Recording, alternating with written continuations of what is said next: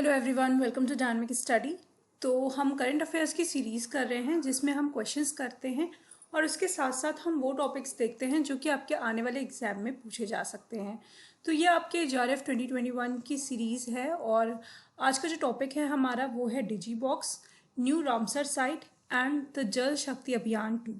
तो इन सारे टॉपिक्स के बारे में हम डिस्कस करेंगे और इनसे रिलेटेड MCQs भी करेंगे और इसके साथ हम देखेंगे कि किस तरीके के क्वेश्चंस यहाँ पर पूछे जा सकते हैं। तो चलिए स्टार्ट करते हैं आज की क्लास। तो सबसे पहला टॉपिक है हमारा डिजी बॉक्स। इस पे एक MCQ कर लेते हैं।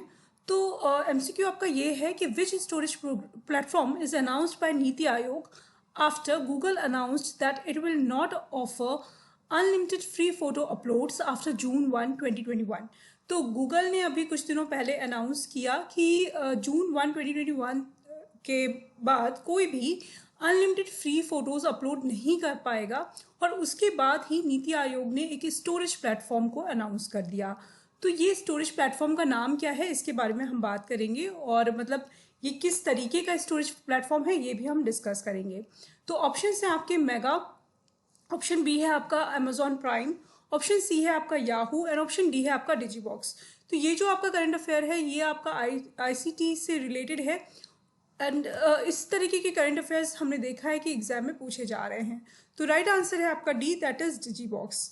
तो ये इंडिया का एक इंडिजीनियस प्लेटफॉर्म है, एक स्टोरेज प्लेटफॉर्म है जहाँ पर आप फाइल शेयर कर सकते हो और क्लाउड स्टोरेज प्लेटफॉर्म, दोनों तरीके से आप इसको यूज़ कर सकते हो। मतलब आप अपने डॉक्यूमेंट्स, फाइल्स, फोटोज़ इनको यहाँ पर स्टोर भी कर सकते हो, उसके साथ साथ इनको शेयर भी कर सकते हो। तो दोनों ही चीज़ें, दोनों ही फीचर्स यहाँ पर डिजी बॉक्स में अवेलेबल है।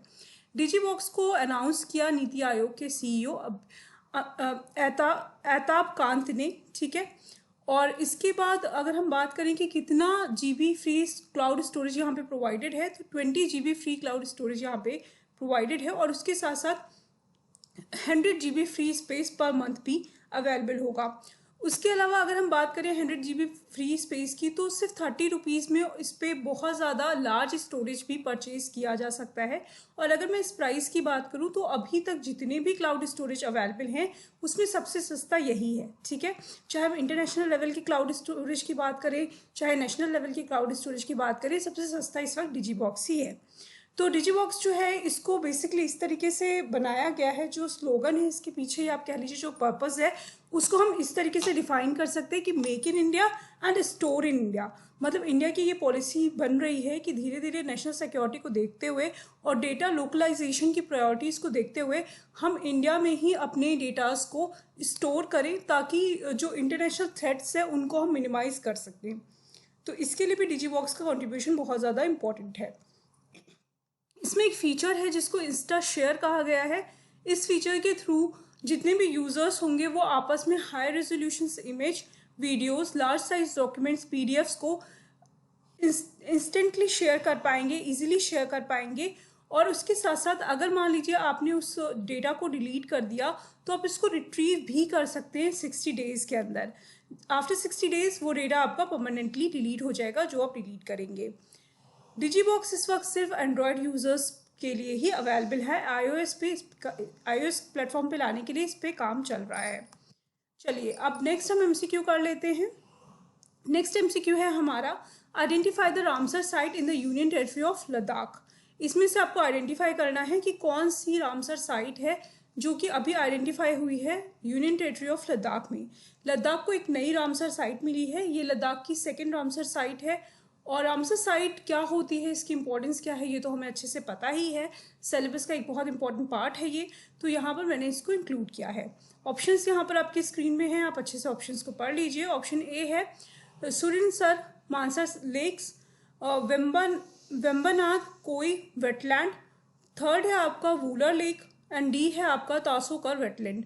तो राइट आंसर है आपका डी, दैट इज तासोकर वेटलैंड। तो अगर हम इंडिया की बात करें तो इंडिया में बहुत सारे वेटलैंड साइट्स हैं और इस वक्त एक नया वेटलैंड साइट लद्दाख को दिया गया है जो कि आपका 42nd रामसर साइट होगा इंडिया का, और ये सेकेंड रामसर साइट होगा यूनियन टेरिटरी ऑफ लद्दाख का।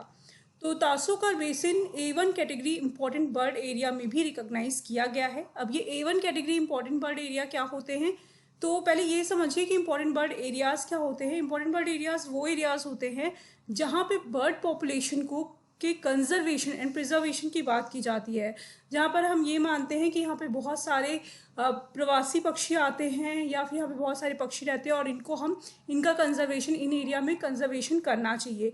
तो इसी तरीके से तासोकर बेसिन भी एक ऐसा एरिया है जहाँ पर बहुत सारे पक्षी रहते हैं और इनके कंजर्वेशन के लिए इसको A1 कैटेगरी की इम्पॉर्टेंट बर्ड एरिया के रूप में आइडेंटिफाई किया गया है और उसके साथ साथ इसको रामसर साइट के रूप में भी आइडेंटिफाई किया गया है।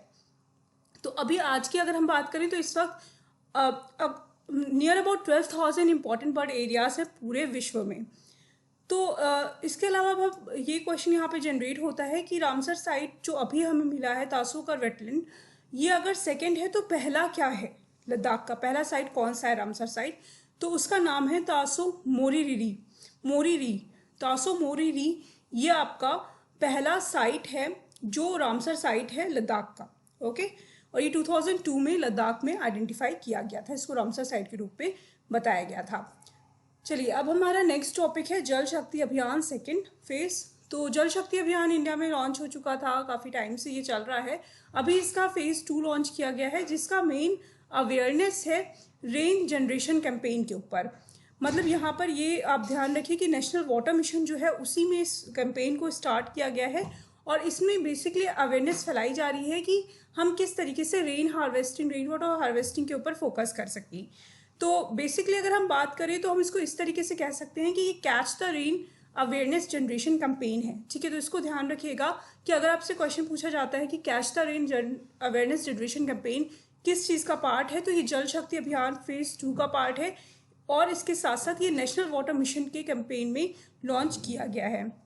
अब इसको किसने लॉन्च किया है? इसको लॉन्च किया है मिनिस्ट्री ऑफ जल शक्ति ने, मिनिस्ट्री ऑफ यूथ अफेयर्स ने, ministry of youth affairs and sports ने और उसके साथ साथ नेहरू युवा केंद्र संगठन, इन तीनों ने मिलकर इसको लॉन्च किया है।